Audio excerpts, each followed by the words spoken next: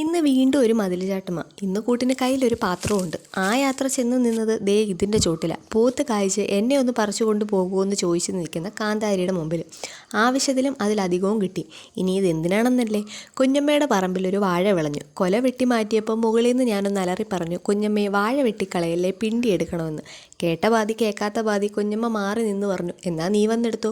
പിന്നെ വീട്ടിലേക്ക് പിണ്ടിത്തോരനായി, പിണ്ടി ജ്യൂസായി, പിന്നെയും പിണ്ടി ബാക്കിയായി. അപ്പോൾ പെട്ടെന്നൊരു ഐഡിയ തോന്നി, എന്നാൽ പിന്നെ ഇത്തിരി ഉപ്പിലിടാമെന്ന്.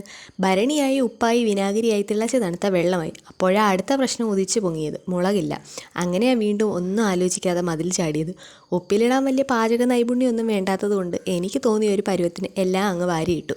ഇനി 1-2 ദിവസം കഴിയുമ്പോൾ അറിയാം പിണ്ടി ഉപ്പിലിട്ടതായോ അതോ പിണ്ടി ചീറ്റിപ്പോയതായോ എന്ന്. വീഡിയോ ഇഷ്ടപ്പെട്ട വീഡിയോ ഒന്ന് ലൈക്ക് ചെയ്യണേ.